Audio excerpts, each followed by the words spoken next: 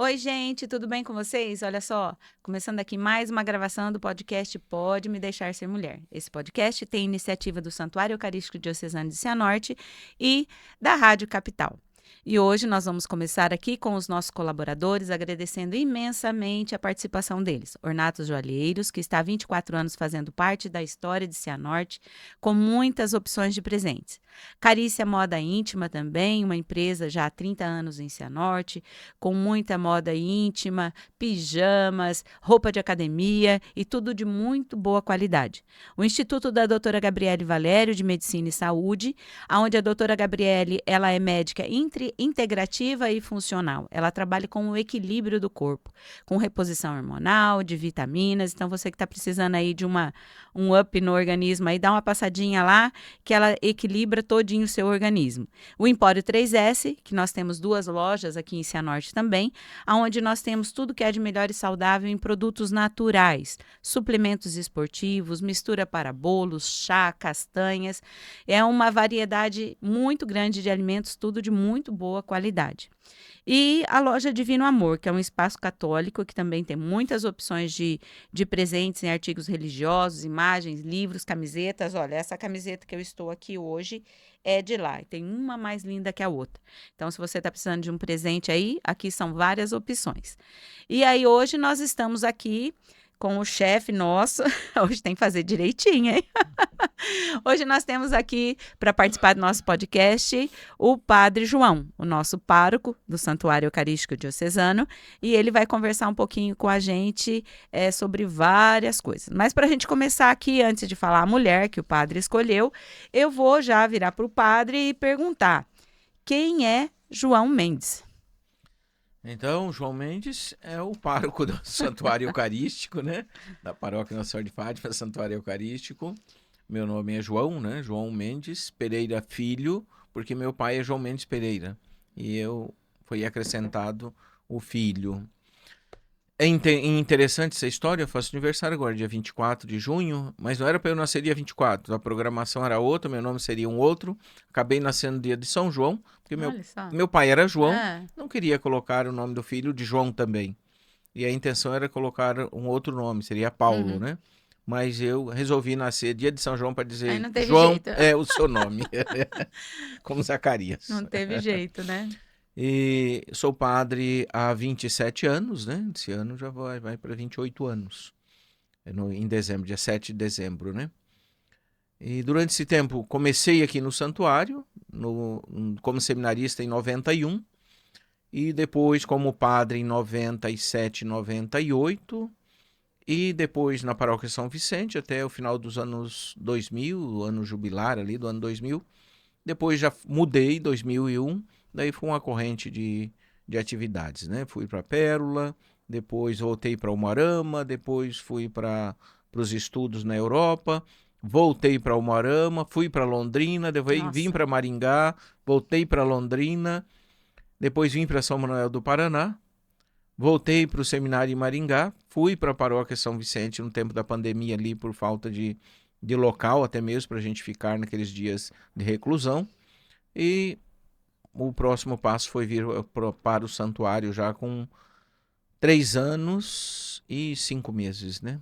Sim. Padre de carreira mesmo, Já, de já, já, correria. já tá na correria já. Mas tem história antes do padre, não tem? Antes de ser padre? Ah, sim, não, tem É. muita história. Também nasci em Nova Esperança, né, aqui no Paraná mesmo, mas por causa de mudanças e de trabalho, eu acabei mudando para Maringá. Até os 8 anos fiquei em Maringá. Depois fomos para Assis Chateaubriand, as aventuras, né, de trabalhar a terra e tal. Depois voltamos para Umuarama, onde se estabilizamos e ali eu entrei no seminário no ano de 90. Sim. São Mas quantos irmãos, padre? nós somos na verdade nós somos em 8, né? Hum. 2 que não chegou ao nascimento Uhum. natural, né? Que a gente chama de aborto espontâneo. E uma irmã que já faleceu com 51 anos. Nós somos em 5 agora. Uhum. Meus pais já são falecidos também. A mãe do senhor faleceu cedo, não foi? Sim, minha mãe É. faleceu com 47 anos, o pai com 51 anos. É. Então ficou só os irmãos ali, É. né? Família, né? E a gente permanece unido até hoje. Ai, quem A sabe? gente, como toda a família, a Importante. gente reúne, a gente briga, a gente conversa e a gente vive todos os momentos familiares. É isso aí. Bom, o padre, ele, na realidade, ele escolheu a mulher esses dias numa missa, que ele fez uma homilia e falou que era um bom nome para se falar no podcast, né? E aí, a hora que eu convidei o padre para vir, falou assim: bom, padre, já escolheu, já está escolhido. A mulher que nós vamos falar hoje é Susana. A Susana, ela está descrita em Daniel 13, né? Como o padre a gente já havia conversado um pouquinho antes, tem 2 Susanas na Bíblia, essa de Daniel e uma do Novo Testamento, né? São 2 Susanas diferentes. A que nós vamos falar hoje é a Susana descrita em Daniel, né? A história de Susana, eu vou falar um pouquinho, padre, é para a gente se situar na história. A história de Susana, ela acontece na Babilônia, quando eles estavam lá na Babilônia, eles foram cativos, né, na Babilônia. E está em Daniel porque foi com a história de Susana que Daniel, ele se revelou como um profeta que nós temos, né, padre? Um profeta. E Susana, a história dela, ela era uma mulher muito bonita, ela era muito religiosa, os pais dela, Eucias, né, eram de muita religião, então Susana tinha o conhecimento da palavra, ela tinha o conhecimento não só da palavra, mas ela tinha muita fé, ela era muito temorosa, ela tinha muito temor a Deus. E ela se casou com Joaquim, que era um homem muito rico, né? E Daniel fala que lá na casa de Joaquim se reuniam muitas pessoas, eles iam para lá para fazer reuniões, para discutir mesmo a palavra, e para várias situações se reuniam na casa de Joaquim, que era uma casa muito grande. E nessa casa tinha um jardim muito lindo, que Susana gostava muito de passear nesse jardim e se banhar nesse jardim. E um certo dia, Susana estava nesse jardim se banhando, né? Ela pediu para que as servas dela fossem buscar as roupas e fechasse o portão do jardim. Então, ela acreditava que estava sozinha nesse jardim, mas ela não estava. Então, existiam 2 anciões que estavam de olho em Susana já há algum tempo e eles se esconderam nesse jardim e fizeram uma proposta para Susana e Susana recusou e eles acusaram ela, né? E aí começa o julgamento de Susana. Mais ou menos seria isso, né, padre? Sim, A história. então, Susana é esta mulher que vai dar um sinal nesse livro de Daniel, capítulo 13, e depois o 14 também, que segue o final do livro, né? É a mulher que, escolhida por Deus, escolhido seu marido, rei da Babilônia, que vai ser o seu esposo, mas ali tem um joguinho, né, de poder, porque os 2 anciãos estão ali na confiança de Joaquim. Mas eles não queriam muito que essa situação e que Joaquim pudesse fazer um governo, né, lícito e tal. E Joaquim, por ser um homem considerado, toma em casamento Susana justamente porque é uma mulher religiosa, comprometida e, né, com as atividades e com o reino de Deus, que ela vinha de berço familiar. Então não é uma mulher que foi escolhida, que Joaquim escolheu Ao acaso. né? Era uma mulher que ele acompanhava já a família, né? Principalmente Eucias. Assim, quando ele toma em casamento, há um certo momento ali de tirar proveito disso. Lembre-se que o livro destaca quem é essa mulher, de bela formosura, jovem e todas as qualidades e visibilidade. E os anciãos são os homens que detêm o poder.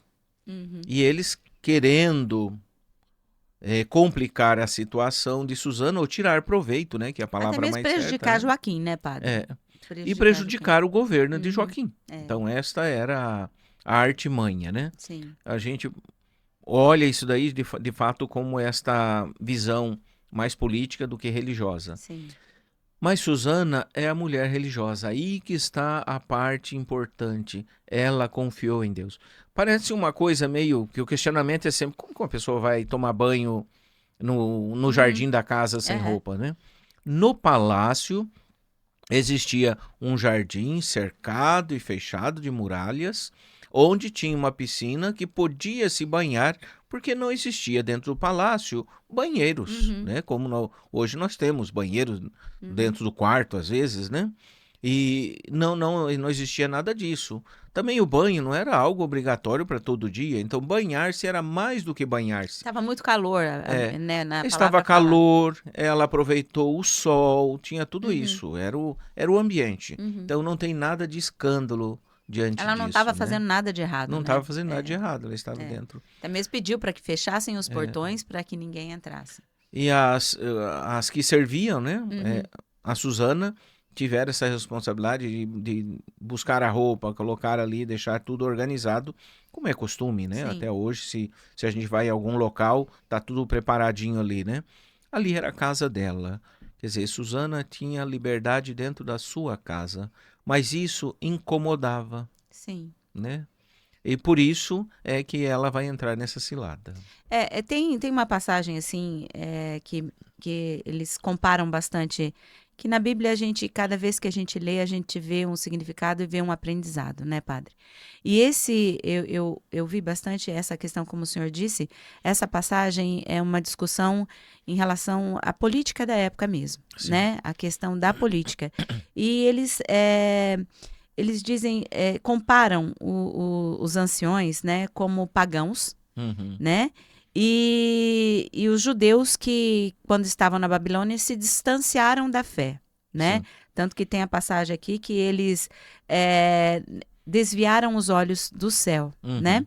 E é esse que eu não falei no começo, né? O tema do nosso podcast de hoje é não desviar os olhos do céu. E comparam Susana com os judeus, Uhum. né? A Susana com os judeus, vamos dizer, os judeus raiz mesmo, Sim, que permaneceram na na fé, fé, na né? fé. Então, esses anciões, eles foram vistos assim como querer é, tirar aqueles que estavam com os olhos voltados para o céu, né? Aham. Tanto que eles eram judeus, Sim. mas eles já tinha até uma referência quando Daniel fala deles, né? Que eles tinham sido, não tinham sido juízes bons, que tinham já Honestos, né? honestos, né? Já tinham uma história deles nessa questão que se aproveitavam de ser juiz, né? Para tirar bom proveito. A gente tem essa história também dos juízes que se aproveitaram lá na história do primeiro juiz. Do livro dos juízes? É o que ungiu Saul. Não. Oh, nós falamos dele esses dias, Alan, o pai, o filho de Susana, de Diana. Ai, o filho de Ana que nós falamos. Gente, Fugiu. Samuel, Samuel. Samuel, Samuel. Os filhos de Samuel também foram juízes que também saíram dali. A gente Sim, tem escritos, né? Que são aqueles judeus que desviaram os olhos do céu, né? Mas isso é uma constante, isso, né, padre? Quando a gente, não só juízes, como só anciãos, mas em toda a questão, quando a gente tira os olhos de Deus, isso, né? O contexto bíblico ele está envolto na questão política, governamental do templo e tudo isso, né? E toda a estrutura religiosa ela tem a parte espiritual e a parte administrativa, né? Como tudo isso deve funcionar a partir dos governos de cada país e tudo Uhum, isso. E aqui, de fato, está uma descrição disso. Então, os juízes são aqueles que estão ali para encontrar defeitos ou inventar, uhum. né? Inventar defeitos. Então, e eles justamente vão entrar nisso daí. Eles tinham que tirar Joaquim um pouco dessa vida, dessa atitude espiritual, né? Como Sim. Joaquim que escolhe Susana de mulher de fé e vivendo uma vida de fé para os juízes. no julgamento, fé, Deus vai resolver as coisas, já não funcionava mais, eles que queriam resolver. Sim. E esse livro, né, padre, ele só existe na Bíblia Católica, Sim, né? Nas Bíblias protestantes não tem Daniel 13 e nem o 14, se eu não me é. engano, né? Ele é um apêndice, né, como a gente diz, dentro, vai até o capítulo 12 nas Bíblias Protestantes. protestantes, e não entra só só na católica. Quando foi de escrever e colocar em ordem os textos bíblicos, Uhum. foi contemplado esse daqui, né?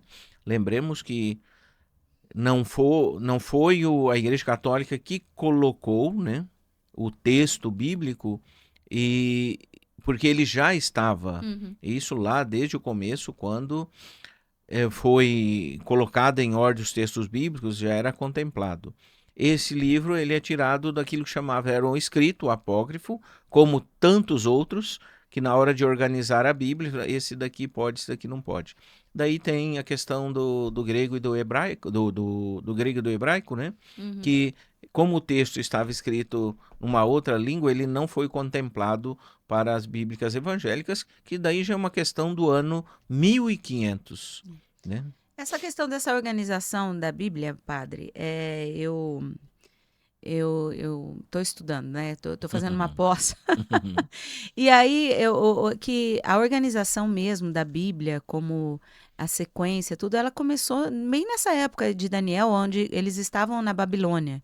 Não É. foi onde começaram a copilar, porque eles precisavam manter a fé viva, né? Então, eles começaram a falar, a resgatar essa fé para o povo não se dispersar, né?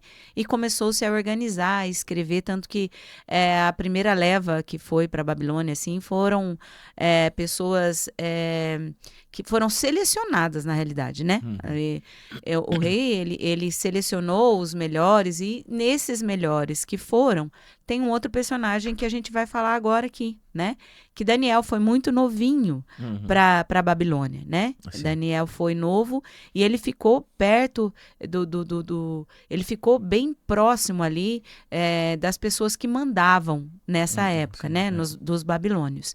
E essa história aqui, ela é muito importante para nós porque foi a revelação de Daniel. Daniel. Porque no final, nós vamos falar daqui um pouquinho sobre como que foi feito, como os anciões, eles falaram para Susana que se ela não se entregassem a eles, eles iam falar para todo mundo que ela estava com outro homem no jardim, Uhum. que eles pegaram ela com outro homem, né? E Susana já estava prestes a ser apedrejada, né? E os dois falando, então, dois anciões falando da mulher, então a família toda ficou muito triste, porque ninguém estava acreditando, porque Susana, como a gente disse, era uma mulher cheia de virtudes, cheia de qualidades. E eis que um menino, que ele era novo ainda, no meio do povo, grita, Uhum. né? Começa a falar e fala que não, que os juízes estavam mentindo, né? Uhum. Então foi a revelação de Daniel, né? Exatamente. Então, a revelação de Daniel começa aí, neste momento. Até por isso, a importância de ter esse texto no livro de Daniel, ele continuar o capítulo 13 e 14, porque é aqui que a gente vai entender como Daniel entrou na história do contexto que está do capítulo 1 ao capítulo 12. Uhum. Aí esse é o contexto do qual ele entra no momento de julgamento. Daniel, que também é um homem temente a Deus, um adolescente, né, Uhum. como o texto diz, é ele que vai dizer, eu sou inocente de tudo isso, né? Dizendo, eles estão falando que tinha alguém lá, mas eu sou inocente. Ele colocou como se ele tivesse Sim. lá, ele fosse o... E daí ele vai separar os dois ali, os dois juízes, ancião, para que cada um possa contar a sua versão, para que no julgamento chegasse a uma conclusão. E o que tirou a dúvida foi árvores, né, padre? É.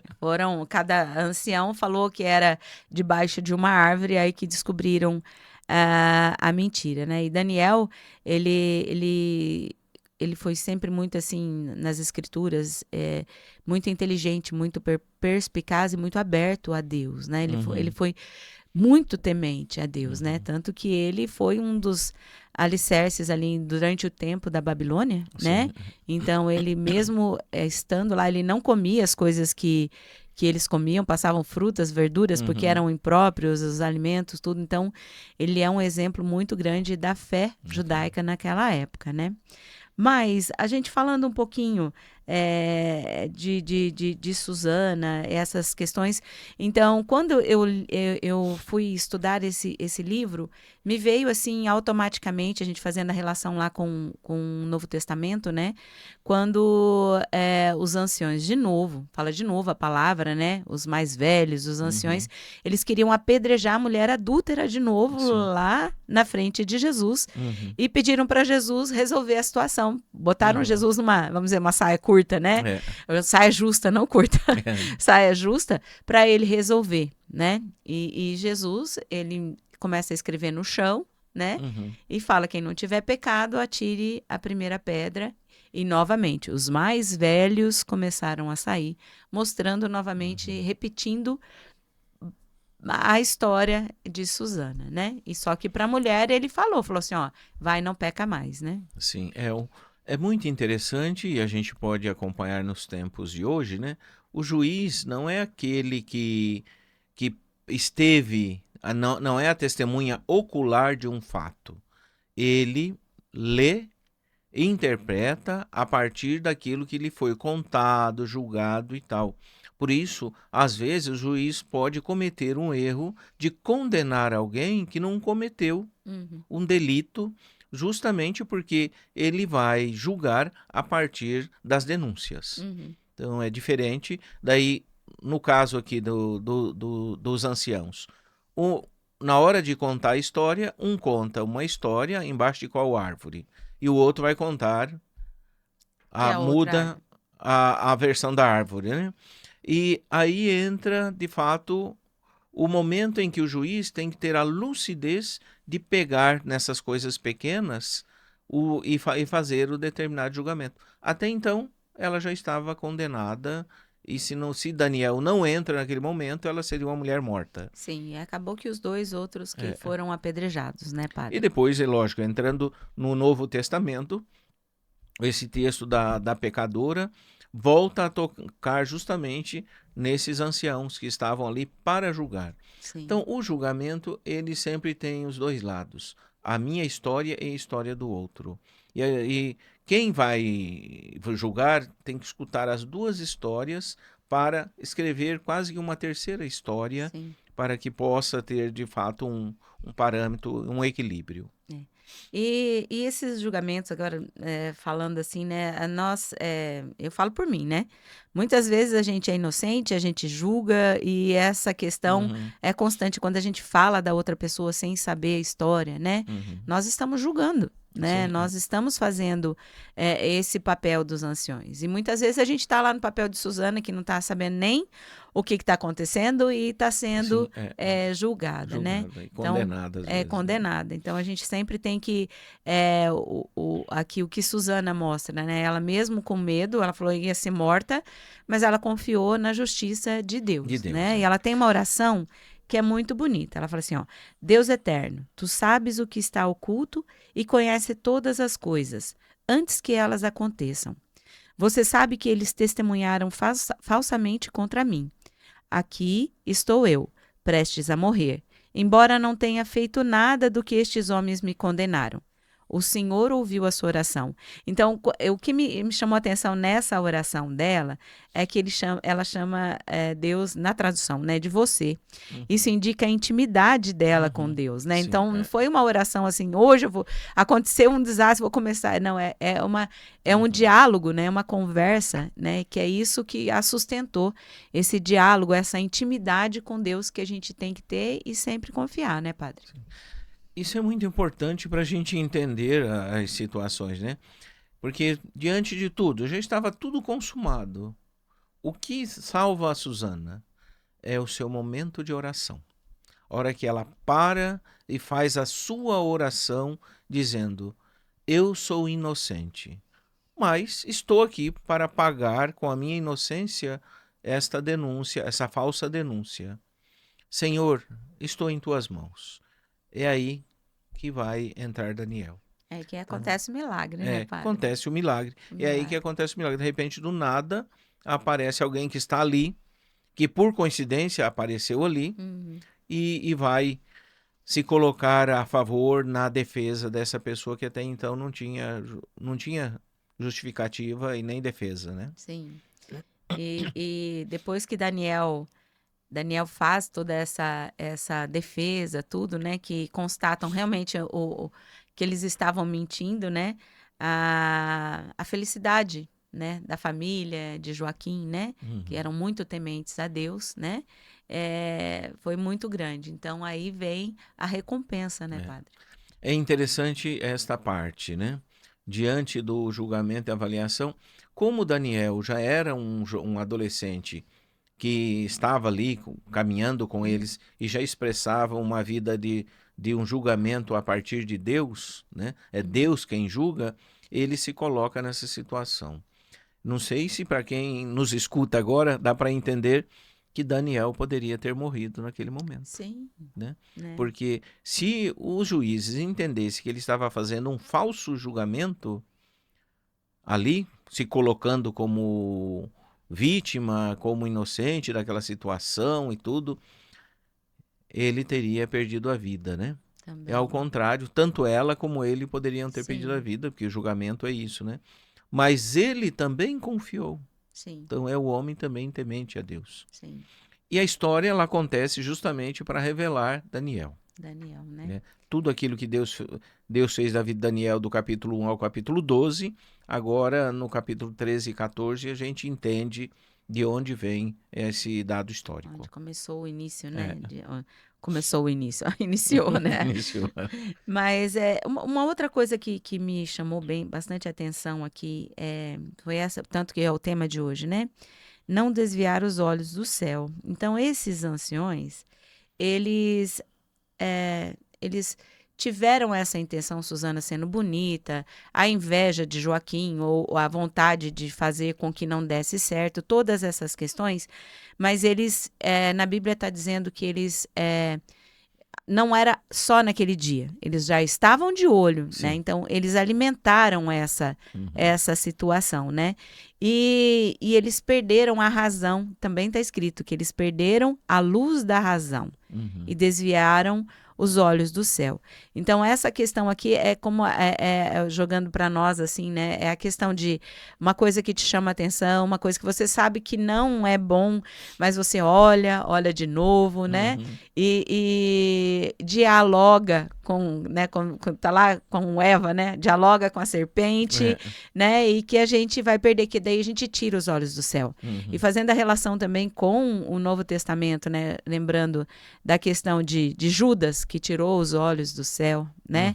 Que nós temos. E tantos outros exemplos que a gente tem, Eva, todo o Sinédrio na época de Jesus também, que eram homens de Deus, homens que tinham a palavra, mas ficaram somente com a palavra e tiraram os olhos de Deus, né? Então a gente tem que tomar muito cuidado dessa questão, né, padre? Para nós, o ensinamento maior que fica, primeiro, nós temos que entender qual é o julgamento. Eu estou falando aqui de julgamento. Nós tivemos a solenidade de Pentecostes agora domingo, né? Ele fala sobre os 7 dons do Espírito Santo. Então, como entender esses 7 dons a partir desses sinais de uma avaliação e até mesmo de um julgamento de alguém, né? Quando eu tenho que ter temor de Deus, que é o último, né? Eu tenho que ter o dom da paciência, né? Tem que ter o dom da consciência, né?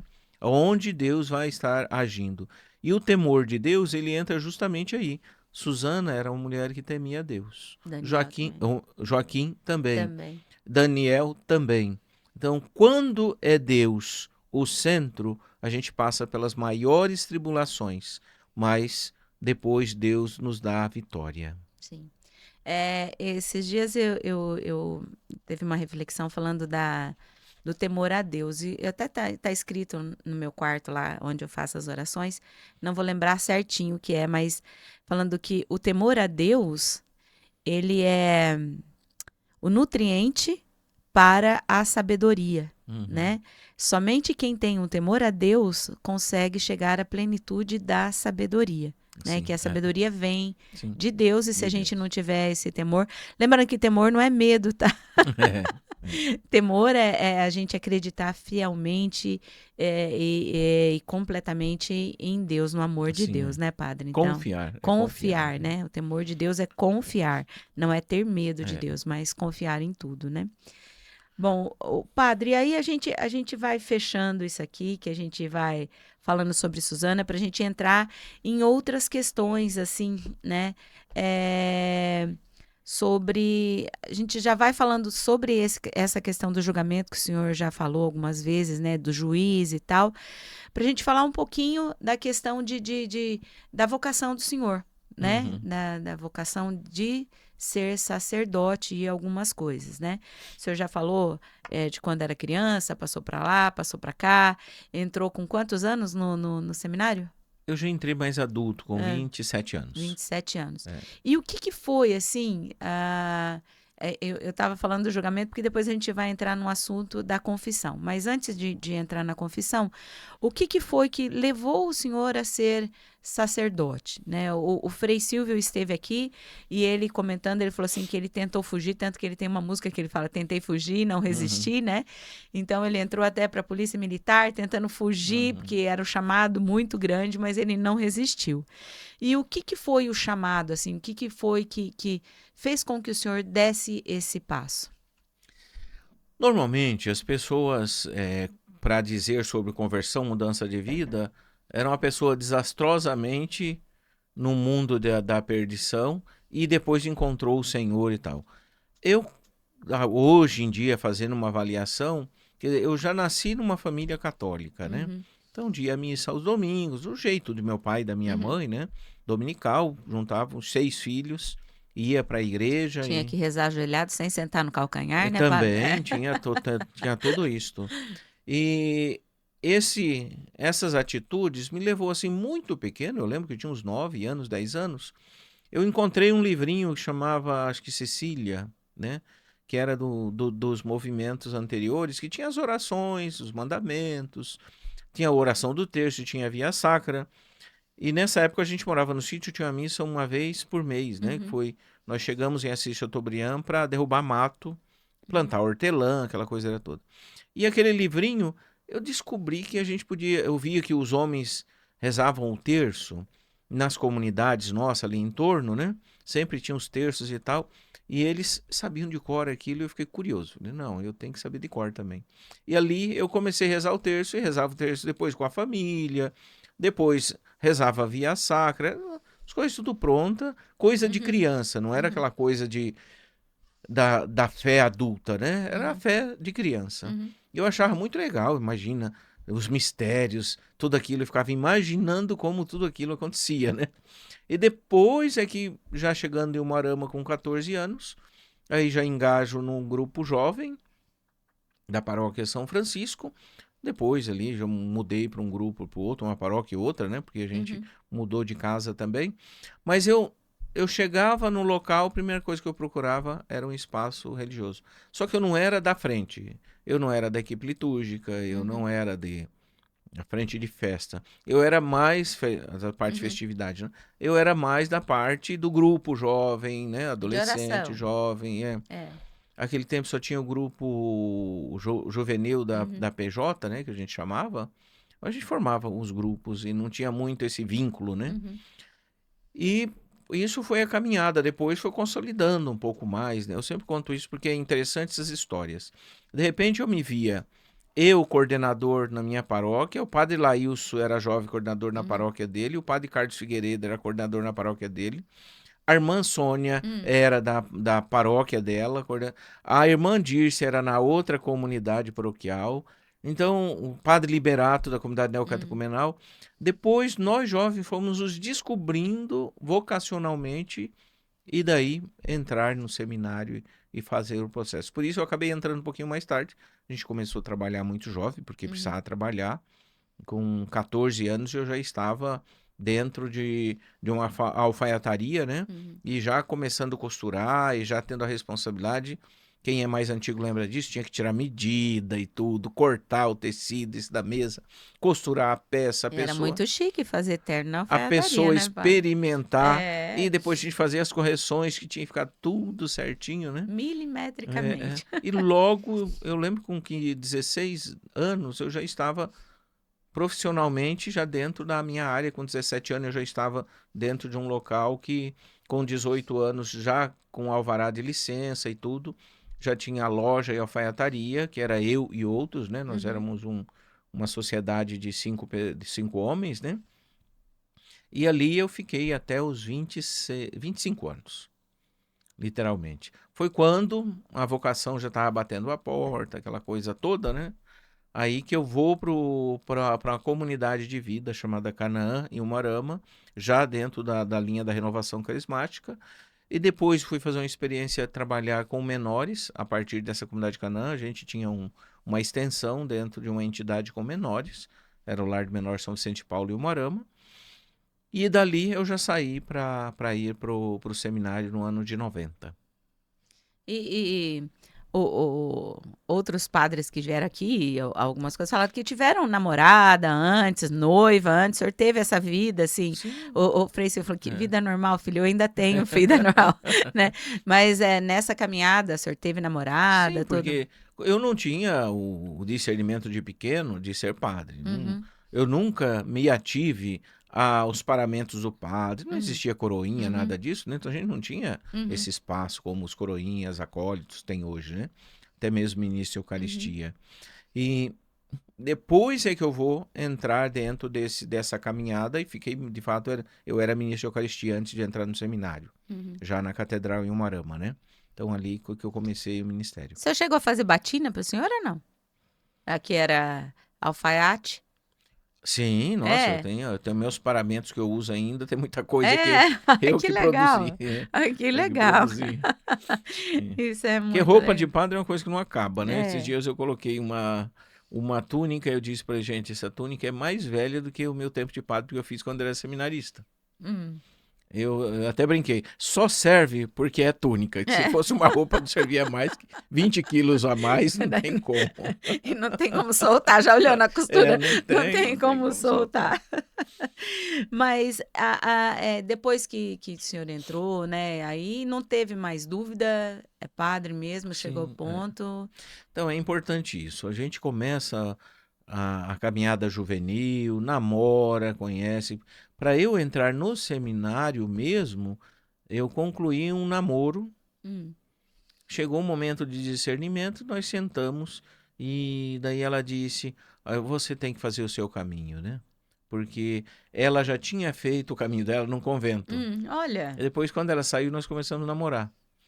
E a gente conversava muito sobre isso. Ela falou: não, você tem que fazer a sua experiência. Se você não fizer a sua experiência, você nunca vai Verdade. definir essas coisas. Então você vai. No ano E de ela não 90, voltou pro convento. ela não voltou, casou e tem a família dela, né? Que daí já são de 90 até hoje, já são uns 40 anos, né? Já. Por aí vai, né? E fez o. Foi assim. Mas depois outras meninas e tal, no qual.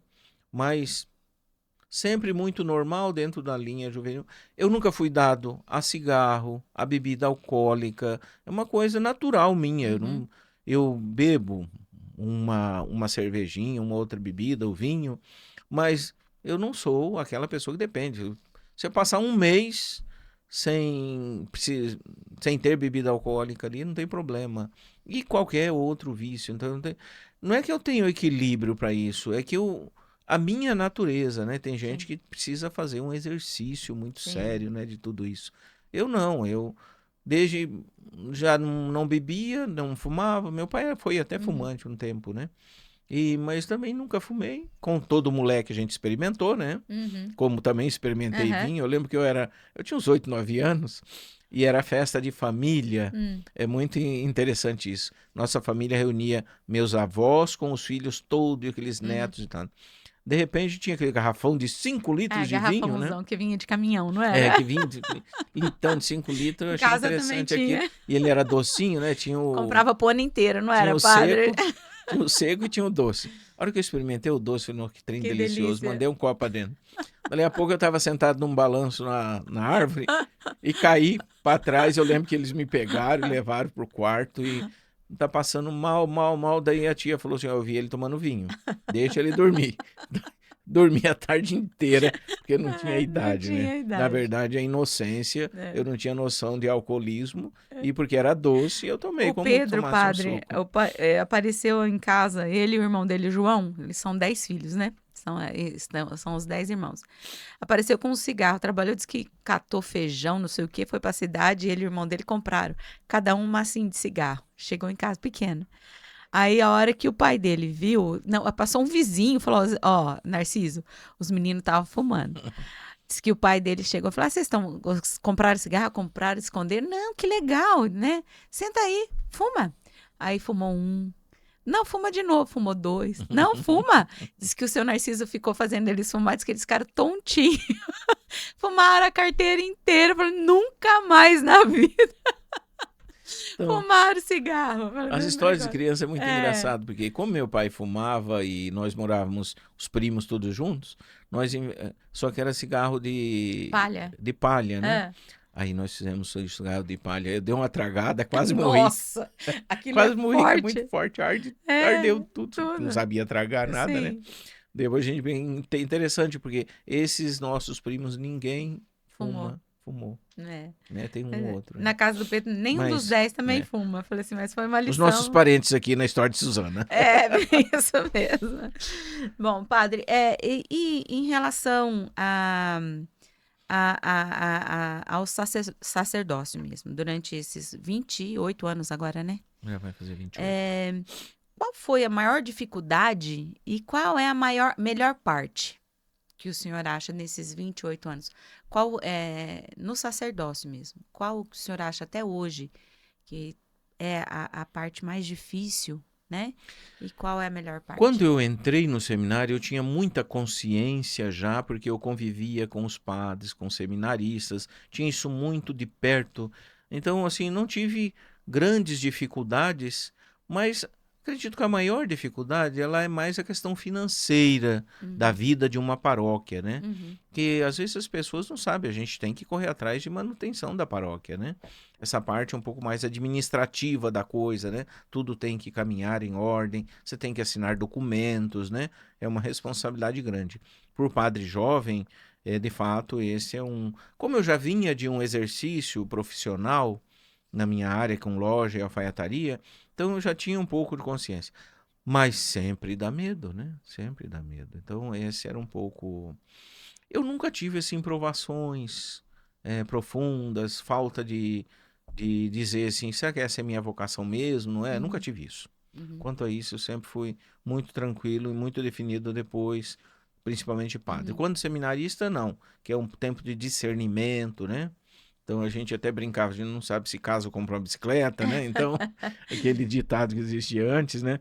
Mas, assim, não sei se eu vou ser padre ou, né? Volto para a vida, porque é um momento de discernimento. Eu É, acredito que todo noivo, noiva, é um sim, momento sério, é, de um passo bastante mesmo. sério. Então, era um pouco isso. As realizações. Como eu sempre fui um homem de fé, então eu sempre me realizei nas coisas espirituais, né? Então é uma coisa que eu sempre levei em conta e mesmo às vezes com a falta de tempo para oração, às vezes a preguiça como todo mundo, né? Uhum, Protelar a oração, mas eu interiormente sempre fui uma pessoa de oração e de discernimento. Então, e para abrir um parêntese bem interessante, assim, eu nunca imaginei em que eu fosse iniciar como seminarista aqui no santuário e que agora tivesse pois aqui é. como pároco, né? Então, uma coisa é quando você está lá seminarista, né? Eu vim Uhum, juntamente com o senhor Galiani, quando ele assumiu a paróquia aqui, eu e o padre Orlando viemos juntos uhum, naquela época que era uma paróquia só, né? Depois permaneci aqui como vigário paroquial. Depois saí, rodei e agora volto como pároco. Então, eu sei o peso dessa paróquia, a responsabilidade, o cuidado com tudo isto, e ao mesmo tempo eu sou muito tranquilo, né? sim. Tirando as tensões uma hora ou outra, mas É engraçado essa questão que o senhor falou da questão da parte financeira, né? Esses dias eu conversando com o Pedro, a gente falando sobre essa questão da igreja, né, das doações que a gente faz, o dízimo, tudo, eu falei assim, olha, eu admiro muito os padres. Por quê? Porque vocês se desdobram para fazer, construir, manter, né? Tudo isso que não é para vocês. É. Né? A paróquia é nossa. Sou eu que uso a igreja, sou eu que tenho a Eucaristia, né? Sou eu que chego lá, o ar-condicionado tá ligado, tá fresquinho. Sou eu que tá limpinho, né? Sou eu que tenho um salão paroquial. Sou eu que vou nas reuniões e tem. Então, é uma coisa minha, que, né? E às vezes o padre, às vezes fica lá insistindo e fazendo uma coisa ou outra para construir uma coisa para mim, né? É muito, às vezes a gente escuta, já escutei, o padre está pedindo dinheiro e tal, tal. E isso eu acho assim, que é uma falta de consciência do católico, né? Porque tudo que é construído é para nós. O tanto que a gente usa, falar da nossa paróquia, né? A gente tem um salão paroquial novo agora, né? Que não custou barato, não foi barato, né? Nós temos toda a questão de documentação, de batizado, de crisma, casamento. Nós que estamos envolvidos ali na liturgia sabemos o que é uma missa, o que tem por trás de uma missa, né? E precisa de gente trabalhando, organizando. Não é só servos, precisa de funcionários ali, né? Que a gente tem a secretaria. E a nossa paróquia, ela é muito grande, ela tem muita coisa. O CEPARF, né? Tem os acampamentos. Então, é muita coisa. Então, falta dessa questão de reconhecer que tudo que é feito, ele é feito para nós, é para quem está ali, para quem usa, né? É para nós que somos, não é para o padre, né? Aí o Pedro falou assim, é verdade. Eu falei, então, a gente tem que ter esse pensamento, né? Depois a gente tem que ter um discernimento tão grande, por exemplo, quando eu cheguei aqui no começo do ano 2000, 99, 2000, não lembro direito. Tava na missa, tá celebrando a missa, a hora que estava concluindo a missa, eu dei a bênção final, uma pessoa que estava à frente caiu. Caiu morta. Meu Deus. Aí termina a celebração, aí você vai lá para ver, daí eu peguei no pulso da pessoa e disse, olha, leva para o hospital porque eu não estou sentindo o pulso. Ele levou para o hospital, do hospital deu óbito, na época era o Hospital São Paulo aqui, né? Que acolheu a pessoa na hora. A hora que terminou a missa, eu tirei os paramentos, peguei o carro, que cheguei no Hospital São Paulo, a pessoa já estava no necrotério já, né? Na sala ali do hospital. Então são coisas assim, você tem que estar preparado para enfrentar isso. Ao mesmo tempo, de vez em quando alguém passa mal aqui na igreja e tal, eu ali naturalmente continuo a celebração sem centralizar naquilo. As mídias que estão transmitindo notam isso. Depois eu só dou um parecer. Nosso irmão passou mal, o SAMU já veio, já levou e tal, né? Rezemos por ele. E discretamente, porque nós estamos com a assembleia, às vezes de 1.000 e tantas pessoas. Então, se alguém passou mal ali, tem uma equipe para cuidar de tudo isso daí. E a gente agora não é o padre que vai deixar a missa para socorrer a pessoa, né? Mas ao contrário, a equipe, os responsáveis, quem está ali na celebração, que vai fazer isso, porque a missa continua. Sim, né? eu já presenciei, como eu vou frequentemente na missa das 7 da manhã, geralmente nas 7, né, Das padre? 7, das 8 da manhã no domingo, De né? manhã, sim, que acontece. Que abaixa a pressão ali Abaixa e tal, a né? pressão, né? Tem uns velhinhos lá que... Aí com o frio abaixa mais a pressão. É até engraçado, porque um dia a polícia entrou correndo na igreja no meio da missa, eu não entendi nada. Que era um rapaz que estava fugindo da polícia, fugindo, né? entrou embaixo do banco ali, grudou no banco e a polícia puxa, ele não sai. O Dura tá lá na frente, olhando o que tá acontecendo. Aí eu olhando, não estava entendendo nada daquilo, mas depois eu fui me informar e vi que a polícia precisava fazer aquele trabalho na hora. Também tem os bichinhos que entram, né, padre? Esses dias entrou um, passeou por lá, deitou, né? Mas é isso, o importante é a celebração, né? E é importante, você falou numa coisa, a liturgia, ela tem os cânticos, o leitor, a equipe litúrgica deve estar ali atenta, né? Por isso que eu digo, a liturgia a gente conversa com olhares, não precisa falar. Né?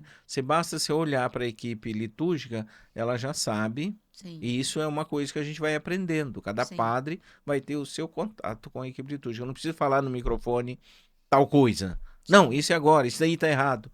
basta você olhar e a pessoa fala, não, está na hora de terminar, parar o cântico. Sim. Ou agora nós vamos cantar o Santo, o Cordeiro. Ou a gente pede, agora vamos cantar a consagração à Nossa Sim. Senhora, né? A equipe de cântico já está preparada Tem para que estar isso. tudo ali É. engatilhado, né, padre? Falando um pouquinho da equipe de canto, já que o senhor entrou no assunto, né? Eu estou como coordenadora da música e eu queria que o senhor falasse um pouquinho sobre a importância, né, dessa questão e a importância litúrgica também, né? Que a gente tem algumas coisas que a gente está conversando com as equipes de música, né? Que algumas coisas que podem, não, que se aconselha. Não vamos colocar pode ou não pode, que o padre mesmo falou, Uhum. não é assim, né, Rosane? É. Mas o que o que se orienta para algumas coisas, assim, na equipe litúrgica, quanto de canto, quanto também da equipe litúrgica. Normalmente, você está dentro de uma liturgia, os cânticos têm que estar em sintonia com aquela liturgia. Às vezes, mas esse cântico é bonito, mas ele não é litúrgico, né? Uhum. E a gente tem que cuidar muito com isso. Mas a própria equipe litúrgica, ela ter a noção de tonalidade de voz, de ensaiar para isso, né? Porque aí todos vão cantar na mesma tonalidade, não vão desafinar ou coisa Uhum. parecida, né? É importante esse ensaio, né? A Essa ensaio, preparação, né, padre? Eu sempre digo que, tanto para a equipe litúrgica como a equipe de cantor e para nós os padres, o nosso momento de preparar-se para a liturgia, ele deve ser sempre levado em conta. Então, eu tenho que parar e rezar o texto que é para aquela liturgia. Uhum. Senão eu chego lá meio de paraquedas e não sei o que aconteceu, né? Então, são essas organizações importantes que às vezes a própria liturgia te pega um pouco. Cito o exemplo de segunda-feira foi São Barnabé, né? Uhum. Então chega ali, é um. Ah, não, segunda-feira foi de Nossa Senhora, né? Nossa Senhora, Nossa Senhora, mãe da Mãe da igreja. Mãe da Igreja. igreja. Então é uma liturgia que ela já vem, Nossa Mãe da Igreja já vem, Paulo VI, e agora o Papa Francisco decretou para o mundo, né, para a Uhum. Igreja Universal, que, que seja celebrado nessa segunda-feira após Pentecostes, Maria Mãe da Igreja. Só que daí você tem que procurar as leituras e tal, daí você fica. Se você chega em cima da hora, você se perde. É. Aí você tem que antes se organizar e tal, mas daí chega ali na hora, faltou o livro tal, né, para fazer a Uhum. leitura e tal. Como que vamos nos organizar? Então, tudo isso que a gente deve pensar, planejar e organizar com E na antecedência. leitura, muitas vezes, também tem alguns nomes que a gente tem que, né, às Uhum. vezes tem que pedir para o padre mesmo, falar como que pronuncia. Porque, principalmente no Antigo Testamento, algumas palavras, né, que não são comumente faladas, né? Então, às vezes, a gente escuta um leitor falando uma palavra que a gente sabe que não é, o acento não está no lugar certo, não se pronuncia. Então, tem que tomar É, esses cuidados, né, padre, com a sim. liturgia. Uma das palavras bem fácil é Antioquia, né? Uhum. Então, para nós aqui é Antioquia, né? Aham. Mas alguns é Antioquia, né? Antioquia. Então, para nossos ouvidos não entende muito bem. Em alguma língua, outra língua, pode ter essa tonalidade, porque é uma questão de tradução. Sim. Padre, aí a gente. O senhor foi formador e ainda é Uhum, formador de padres, né? uhum. O senhor ainda está com funções em Londrina, é isso? Londrina e Maringá, Londrina e os dois Maringá, seminários né? nossos, Os filosofia dois, e teologia. filosofia e teologia. E como que é essa questão da formação, assim, é, do senhor? Já há muito tempo já, não é? Que é como que Não, aconteceu o formador, assim, as essa coisas, parte professor? as coisas vão acontecendo meio com antecedência. Quando jovem, eu já participava da pastoral vocacional. Hum. Depois, eu sou um seminarista que é a pastoral vocacional. De- Como, desculpa. Depois, como padre, eu já continuo na direção espiritual dos seminários, já desde o começo. E logo, na época Dom Vicente, junto com o Conselho de Formadores, o Conselho Presbiteral da Diocese, decidiu que eu iria para fazer um curso de formadores em Roma. Daí eu vou para Roma Hum. por 2 anos e meio para fazer esse curso de formadores para trabalhar no seminário. Eu volto e já venho, por isso que eu fui para Londrina, Maringá e, Uhum. né? Então passei pelos nossos seminários, como a gente chama de reitor, né? Reitor do seminário. E quando eu estava em Londrina, já ali do lado da PUC, surgiu a oportunidade de dar aula na universidade, para teologia. Uhum. Aí eu já entro como professor, fiquei ali durante 10 anos professor na universidade. Que legal. E- Então, e é bom ser professor, né? Eu É, fui sim, é, por sim. quase 30 anos e é apaixonante. Eu gosto Uhum. muito dessa É, profissão, né? É muito bom. E a gente voltando um pouquinho por essa questão, já pegando a parte de professor, de orientação, orientador espiritual, e falando também da Suzana, que foi no começo da nossa conversa, de julgamento, essas questões. Como que o padre ele é preparado para ouvir as confissões e também ter o retorno para a pessoa, né? Como que é essa preparação do padre para essa função tão importante que é a confissão? eu sempre digo que o padre que ouve a confissão, aquele que só ouve, ouviu, dá a bênção e pronto, né? Mas às vezes as pessoas precisam de uma palavra a mais diante de uma situação que ela tem que decidir, né? Seja profissional, seja familiar, né? Algumas decisões que daí nós temos que ter um discernimento, né, para fazer esse cuidado, né, com a pessoa que a gente ouve. Porque às vezes a pessoa ela veio, confessou, mas ela queria partilhar também uma situação que ela tem que tomar uma decisão. E daí como fazer isso? Aí você escuta, entra, você não pode dar uma, você não é um juiz decisivo, né? Mas você pede para a pessoa, olha, reza sobre isso, espere um pouco, né? Se não é uma coisa gravíssima, né? Espere um pouco de forma que nós voltamos a conversar de novo, você me conta como que foi esses dias depois que você veio dialogar. Porque às vezes o que nós precisamos é que alguém nos ouça. A partir da hora que nós falamos de um problema que a gente está vivendo, nós encontramos a resposta. Sim. É muito interessante isso, né? Eu, às vezes a pessoa diz, citar um exemplo bem simples, né? Padre, eu não tenho mais gosto pela oração. Uhum. Eu tô assim distante, está uma aridez e tal, tal. Aí conversamos ali um pouco, citamos alguns santos que passou por tudo isso, né? Aí depois a pessoa vai, quando a pessoa volta, e daí como que está?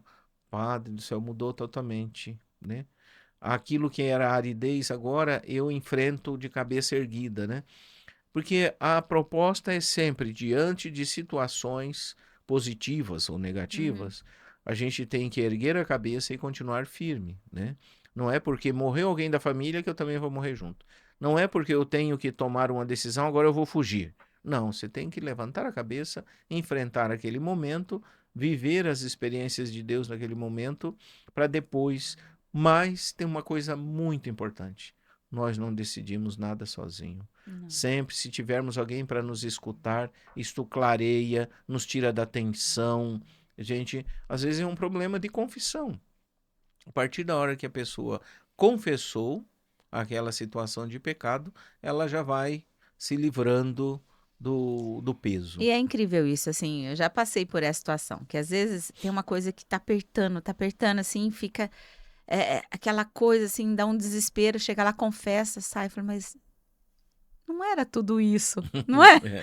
Depois que a gente fala, fala assim, Uhum. nossa, como aliviou, fala assim, e às vezes quando a gente fala, né, padre, eu falo assim que quando a gente fala, nós escutamos a nossa voz e é diferente quando a Sim, gente é. pensa e Uhum. quando a gente escuta, né? Uhum. Então, quando confessa ou quando vai no psicólogo, né, que conversa, às vezes está com um problema, que a gente chega lá com um problema enorme, enorme, a hora que sai lá, fala, mas era só isso, né? É muito, muito bom isso, É, né? Essa exatamente. É. questão tanto da confissão, né? Que é a confissão melhor do que o psicólogo, porque a gente sai, né? Com a consciência mais tranquila e Uhum. na graça, né? Com aquelas coisas que nos acusam, que a nossa consciência nos Coisa nos acusa. acusa. Então a gente sai na graça e é muito bom, né? Eu falo que é tão importante a confissão que muitas pessoas não fazem. Eu falo, nossa, se soubesse como que é bom, né? Uhum. A confissão que a gente sai, a gente fala, escuta, né, E é padre? muito importante isto. Às vezes, diante de uma confissão ouvida, de uma orientação, a nossa orientação como padre, ó, procure um psicólogo e trabalhe Sim. esta emoção que você está vivendo, porque você precisa falar sobre isso. Você tem que desgastar isso daí, né? É Uhum. como a pedra preciosa se ela não é lapidada, né? Às vezes o lapidar é você falar do problema a tal ponto que você começa a ver brilho e luz a partir daquilo. Que nenhuma situação ela acontece na nossa vida só para deixar coisa negativa. Ela pode trazer frutos de reconhecimento, de perca, às vezes muito Sim. dolorosas, né? Então, É. E quando a gente para de jogar a luz em cima do problema, né, é. padre? A gente olha as outras partes, a gente vê que o Uhum, problema é. não é tão grande quando a gente pensa. E aquilo que é importante, ninguém toma decisão antecipada, né? Então foi lá o médico disse, não, você está com um problema de saúde e tal, tal, e se você não, daí você volta para casa desesperado, já fica deprimido, né? Você não vai resolver o problema. Ao contrário, levanta a cabeça e diz, eu vou enfrentar. Afinal de contas, a saúde está para isso e agora eu tenho que correr atrás Sim. ou outras pessoas vão correr atrás e cuidar. E tem alguma confissão, padre, que eu já li alguma coisa assim, mas, por exemplo, chega uma pessoa lá para confessar e o senhor fala, isso aqui não é para mim, você vai ter que ir para o bispo. Tem Sim, algumas, sim. quais situações são essas de confissão que precisam É que reservado ao é bispo, ao né? bispo? São as confissões tipo assim, o aborto. Hum, É uma confissão reservada ao bispo. Eu escuto a pessoa e digo, olha, agora o bispo é que vai. Só que o bispo já nos dá a autorização para os padres que estão há mais tempo uhum, a dar a absolvição, né? A entendi. absolvição naquele caso, daí não precisa a pessoa ir lá. Mas tem alguns casos assim um pouco mais pior que situação daí precisa chegar até o bispo. Por exemplo, matei alguém. Primeiro caso que no diálogo ali, se você está arrependido, como que isso aconteceu, você planejou tudo isso e tal, porque eu planejei isso, mas foi a pior coisa que eu fiz. Eu planejei isso e estou certo até hoje que eu fiz a melhor coisa. Então não tem absolvição. Entendi. E nem o bispo pode dar Nem o absolvição. bispo. Não pode. Entendi. E essa questão, essa autorização é o bispo que dá, É o bispo então, que dá aos padres. dá aos É. padres, né? É porque E- até mesmo o bispo, ele não tem como atender a Atender todos a também, todos, né? sim, Não tem, não exatamente. que, esperamos que não tenha tantos pecados assim, né? Mas É não aquilo tem que a gente como, diz, né? né? O bispo, quer dizer, na diocese, sempre vai ter um padre que a gente chama de padre exorcista, né? Uhum, Que vai atender aqueles casos de exorcismo com mais experiência, trabalho para enfrentar aquele momento. Então, não são todos os padres, nós temos o poder do exorcismo a partir do momento do renunciais, né? uhum, Satanás, todas as suas obras ali, é o momento de exorcismo que fazemos. A confissão é um ato também de exorcizar as situações de pecado, mas tem o exorcista por excelência, aquele que vai atender as pessoas que estão de fato possuídas, né? uhum. Então esse exorcista vai ter o discernimento de dizer, não, esse é uma possessão demoníaca, mas isso daqui não é. É uma questão psiquiátrica, psicológica e que Uhum. deve ser tratado, né? Então, mas não pode perder aquele momento de, não, não, isso é um problema do psicólogo. Não, naquele momento ele já tem uma ação própria de exorcismo para que a pessoa possa sair dali já integrada. Até mesmo esses dias, tocando nesse assunto, eu assisti um filme que foi indicado até pela igreja, né? Que é Nefrários, se eu não me engano o nome. E aonde um caso de psicopatia estava sendo tratado e no filme dá a entender que era um caso de exorcismo, né? Que Uhum. daí acontece toda a situação. E é muito difícil nos dias de hoje, porque com tantos casos de problemas mentais, né? Mentais, Conseguir identificar, psiquiátricos, né? psiquiátricos, identificar o Sim. que e uma questão também muito recorrente é a questão do não acreditar que essas coisas existem, né? Uhum. Que é uma estratégia já, Sim. né? Para falar, não acredita que o diabo Uhum. existe, não, porque não existe, essa Uhum. historinha existe e está presente. Sim, então. Cada vez mais a gente tem que sempre ficar muito atento, né, padre? E é o ensinamento da igreja, né? A É, igreja tem esse parecer sobre essas ações. é bem isso mesmo. Bom, padre, nós já vamos finalizando aqui, mas antes eu queria fazer umas perguntas para o senhor. que é umas perguntas que a gente sempre faz aqui no podcast, né? Que a gente, quando nós começamos a fazer esse podcast, a gente tinha outra intenção e ele já mudou. E ele é muito interativo mesmo, que já está mudando desde o primeiro até o de hoje, assim, já mudou nela. Várias coisas, assim, vão mudando, que a gente vai caminhando, né? Nós vamos aprendendo. Mas a intenção, desde o início, acho que quando o senhor João Paulo conversava sobre isso, era um programa mais direcionado para as mulheres, né? Sim. Mulheres de oração, mulheres da igreja, né? E a gente sempre fala aqui que essa questão de levar uma palavra para as mulheres que estão em casa, que aquelas que estão na igreja, aquelas que não estão, que nunca foram, ou que foram e desistiram, que é possível. As mulheres que nós estamos trazendo aqui são mulheres que têm sua profissão, são mães, têm família, tudo, mas conseguem ser catequistas, conseguem estar no movimento, conseguem estar envolvidas na igreja. Então, que isso é possível. Não precisa estar o dia inteiro na igreja, nem todo momento, mas que é possível, né?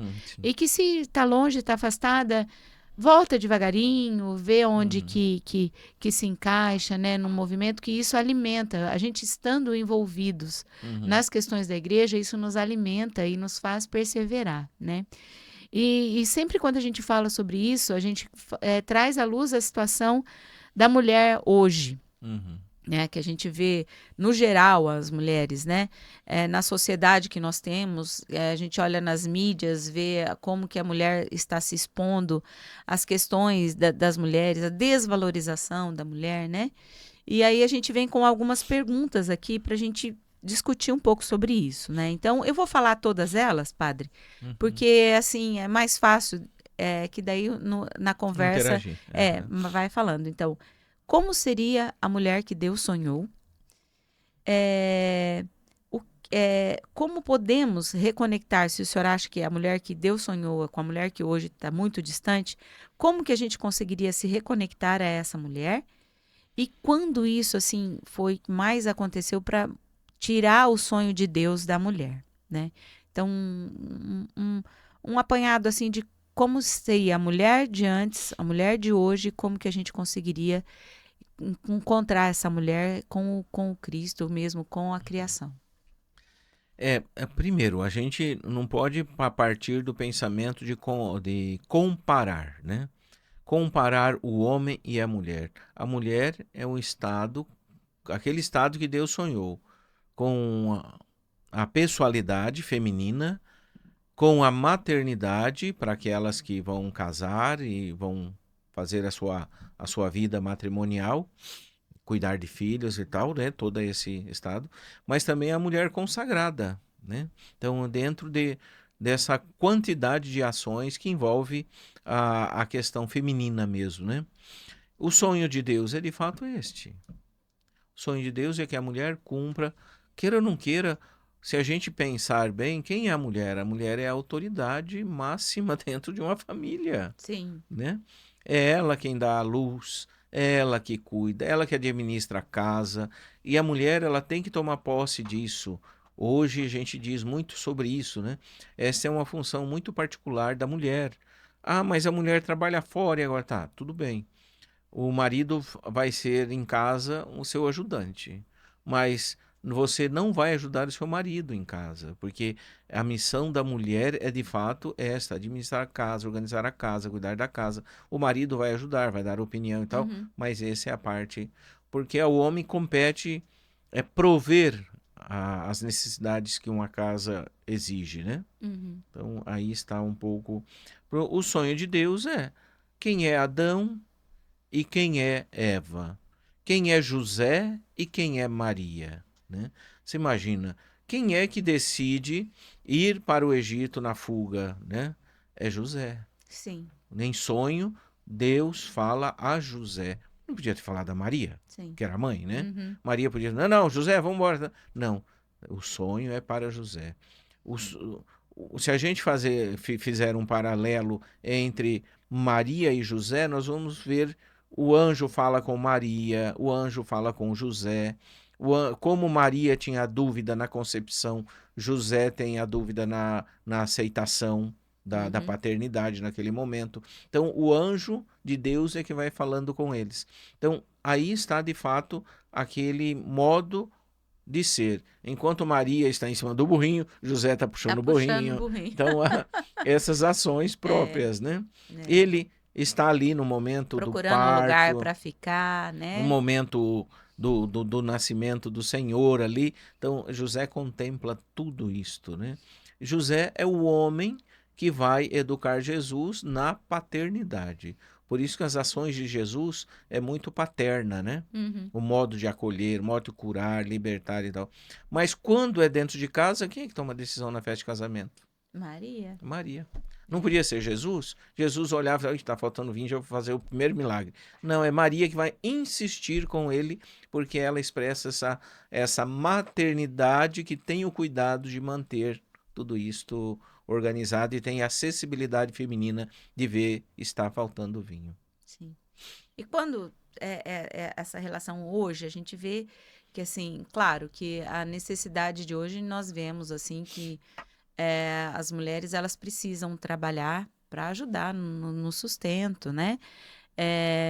Que isso acontece, mas que a gente precisa, a mulher, ela precisa ainda, mesmo que saia trabalhar fora, que tenha esse foco do papel da mulher dentro de casa, né, padre? Ela nunca pode perder esse foco. Ela é esposa e ela é mãe.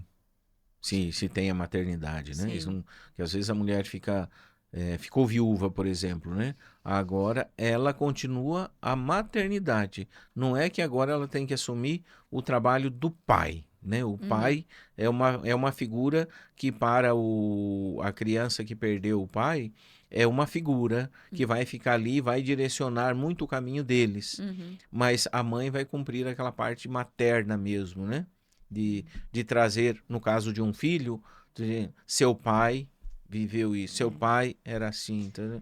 E hoje a gente vê é muito triste ver, assim, muitas famílias muitas mulheres que optam para não ter mais filhos, né, padre? Exatamente. Ou poucos filhos, ou não ter. Esses dias eu vi uma pessoa se manifestando no Instagram e ela, tipo assim, falando assim, ó, vocês param de ficar falando que eu tenho que ter filho. Eu não tenho que ter filho, eu não quero ter filho, eu não preciso ter filho, porque onde está escrito, né? E ela estava brava, porque ela falou que não queria ter, né? Eu achei triste ver, porque o papel fundamental da mulher, né? Não só na raça humana, mas em toda a criação, é procriar, né? É uma coisa que nós nascemos para isso. Né? A mulher tem Crescer isso, e multiplicar. crescer e multiplicar-vos. E é triste ver isso, essa inversão de valores que aconteceu, principalmente no meio feminino. A gente sabe que tem uma questão política, tem uma questão financeira envolvida nessa parte da mulher sair de casa, a mulher ganhar dinheiro para gastar mais, para, né, mexer com a economia, né? Tanto que em relação à roupa, essas coisas, a mulher gasta muito mais, né? Então, para isso, a mulher precisa ganhar dinheiro, né? E para isso, ela precisa sair de casa, né? Então, tem toda uma questão que a gente tem, muitos estudos que falam dessa questão, do que foi sendo colocado para a mulher fazer isso. E eu me coloco nisso, porque eu também saí de casa para trabalhar, deixei meus filhos, tudo. Então, e a gente faz isso pensando que é bom, mas é uma coisa que a gente não consegue ver a consequência que vem depois, né? A gente vê depois que os filhos crescem, depois que as coisas não dão certo em casa, a gente consegue ver, nossa, né? Eu podia ter feito isso, mas é uma coisa que a sociedade, a comunicação vai jogando como coisa normal, sendo que não é, né? E quando o senhor acha, padre, que essa inversão ou essa questão, ela se iniciou? Porque a gente tem uma grande parte da vida da mulher que ela continuou em casa, ela continuou fazendo todas essas coisas, né? Então, como que o senhor acha, o senhor vê esse estupim? O que fez com que a mulher saísse dessa função dela? Não, primeiro assim, a gente tem que, aqui, agora eu vou puxar um pouco pro lado das mulheres, né? A mulher, ela sempre teve um segundo serviço além do da casa. Se morava na roça, trabalhava na roça. Se não ia para a roça, mas ela produzia alguma coisa em casa, costurava, Uhum. bordava, sempre Sim, ganhava o seu sempre. dinheirinho, né? Isso depois vai profissionalizando. Uhum. Daí vem as indústrias, organizações e tudo isso, onde a mulher. Qual foi o momento que se perdeu? Quando o trabalho tornou-se mais importante do que a vida familiar. Que agora eu tenho que trabalhar para manter e tudo isso, né? E até hoje ainda tem gente que tem dificuldade em tudo isso. Como eu ter um horário de trabalho que eu possa contemplar também a minha família, acompanhar a minha família. Porque às vezes o excesso de trabalho feminino é que é o problema, não o trabalho, Uhum. né? Saiu de casa, por exemplo, você tinha os horários de aula lá, provavelmente Uhum. manhã, à tarde e tal, né? E você saía nesses horários, mas você mantinha ali a organização da casa ainda, Sim. né? E, e convivia com tudo, final de Uhum. semana, tudo isso que envolve. É uma necessidade a mulher trabalhar fora? Nos tempos de hoje, até por causa de aposentadoria, Uhum. pensar no futuro, tem que se organizar.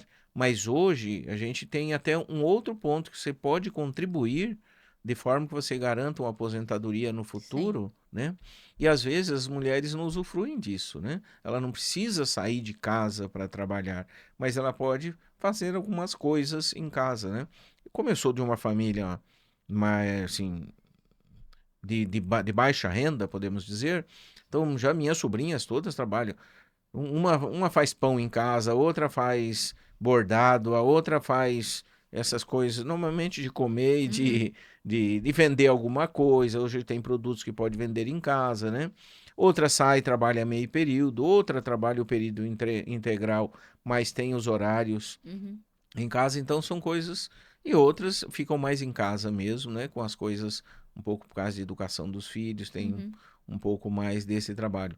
Mas porque o marido não consegue, com o trabalho dele, manter a casa. Então, essa ajuda da mulher é É importante, muito né? importante, né? E queira ou não queira, a gente precisa do trabalho delas também para cuidar Sim. das nossas casas.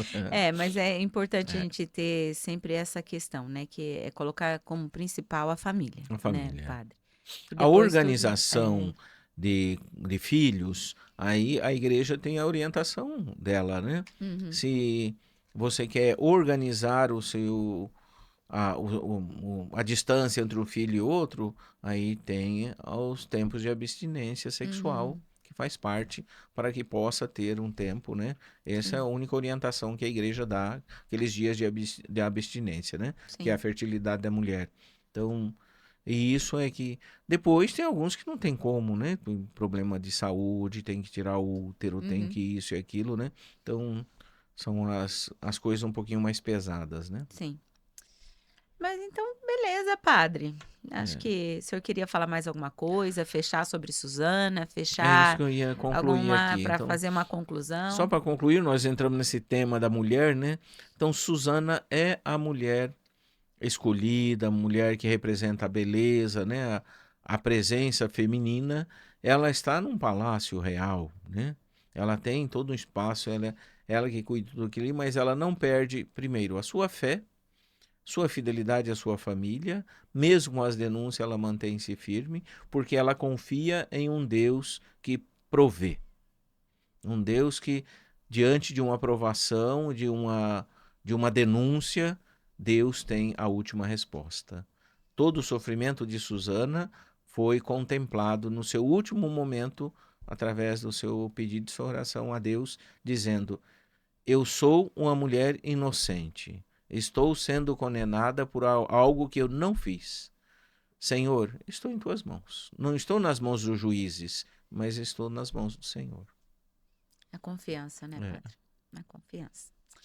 Então tá, muito obrigada, padre. Obrigado pelo dia de hoje, obrigado pela confiança de estarmos aqui, né? E foi muito bom a conversa, foi muito prazerosa mesmo. E Suzana deu o que falar, né, Deu o que padre? falar. Susana Perpassa aí, Deu ó. pano para manga. É. Então, aqui nós vamos finalizando mais um podcast. Eu vou agradecer novamente aos nossos colaboradores, a Ornato Joalheiros, a Carícia Moda Íntima, o Instituto da Doutora Gabriele Valério, o Empório 3S e o Divino Amor. Muito obrigada. pelo seu apoio, pela sua confiança. E nós vamos encerrando aqui hoje, né, com o terço do Espírito Santo, como a gente faz todas as vezes. Vou convidar o padre aqui para nos ajudar a fazer o terço. O senhor tem aí, padre? Eu tenho. Aí nós vamos fazer o terço do Espírito Santo. Então, corre lá, pega o seu terço, já vai pensando nas mulheres que vocês querem pensar nelas, nessas orações que são direcionadas para as mulheres, né? Então, as jovens, as mais idosas, as que já se foram, vamos pedir ao Espírito Santo para todas as mulheres. Em nome do Pai, do Filho e do Espírito Santo. Amém. Creio em Deus Pai Todo-Poderoso, Criador do céu e da terra, e em Jesus Cristo, seu único Filho, nosso Senhor, que foi concebido pelo poder do Espírito Santo, nasceu da Virgem Maria, padeceu sobre Pôncio Pilatos, foi crucificado, morto e sepultado, desceu à mansão dos mortos, ressuscitou ao terceiro dia, subiu aos céus e está sentado à direita de Deus Pai Todo-Poderoso, donde há de vir a julgar os vivos e os mortos. Creio no Espírito Santo, na Santa Igreja Católica, na comunhão dos santos, na remissão dos pecados, na ressurreição da carne, na vida eterna. Amém. Em Atos 1:8, Jesus deixa uma última palavra para os seus discípulos, antes de subir aos céus. Recebereis o Espírito Santo e sereis minhas testemunhas. Todos nós somos chamados a testemunhar Jesus Cristo, sendo que hoje é a nossa tarefa. Devemos fazer ecoar as palavras do Santo Evangelho. Em meio a tantas crises de valores, vamos pregar o diálogo, a tolerância, a humildade, a compreensão e, sobretudo, a oração. Peçamos ao Espírito Santo que nos ajude. Recebereis o Espírito Santo e sereis minhas testemunhas. Vinde, Espírito Santo. Vinde, Espírito Santo. Vinde, Espírito Santo. Vinde, Espírito Santo. Vinde, Espírito Santo. Vinde, Espírito Santo. Vinde, Espírito Santo. Vinde, Espírito Santo. Vinde, Espírito Santo. Vinde, Espírito Santo. Pedimos pelas mulheres, tão atacadas por ser mulher, esposa e mãe, que sejam cheias do Espírito Santo, como Maria, e possam se sentir amadas e respeitadas. Recebereis o Espírito Santo e sereis minhas testemunhas. Vinde, Espírito Santo. Vinde, Espírito Santo. Vinde, Espírito Santo. Vinde, Espírito Santo. Vinde, Espírito Santo. Vinde, Espírito Santo. Vinde, Espírito Santo. Vinde, Espírito Santo. Vinde, Espírito Santo. Vinde, Espírito Santo. Pedimos pelas jovens que são o futuro da igreja e da família, mas muitas vezes enfrentam pressões e desafios que podem desviá-las do seu caminho. Que sejam cheias do Espírito Santo e tenham a força e coragem para enfrentar as dificuldades que o mundo as impõe. Recebereis o Espírito Santo e sereis minhas testemunhas. Vinde, Espírito Santo. Vinde, Espírito Santo. Vinde, Espírito Santo. Vinde, Espírito Santo. Vinde, Espírito Santo. Vinde, Espírito Santo. Vinde, Espírito Santo. Vinde, Espírito Santo. Vinde, Espírito Santo. Vinde, Espírito Santo. Pedimos por nossas irmãs doentes fisicamente e mentalmente, para que restaurem suas forças físicas e morais. Pelas idosas, para que se tornem mestres da ternura, para que sua experiência e sabedoria ajudem as mais jovens a olhar para o futuro, com esperança e responsabilidade. Que sejamos cheias do Espírito Santo, para vivermos a alegria do Evangelho. Recebereis o Espírito Santo e sereis minhas testemunhas. Vinde, Espírito Santo.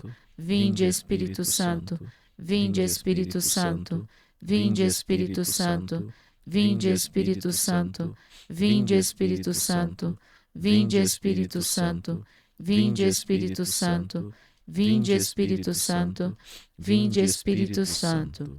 Pedimos pelas nossas famílias, que mães, esposas e filhas cristãs sejam exemplos a serem seguidos e sejam uma luz orientadora para todos.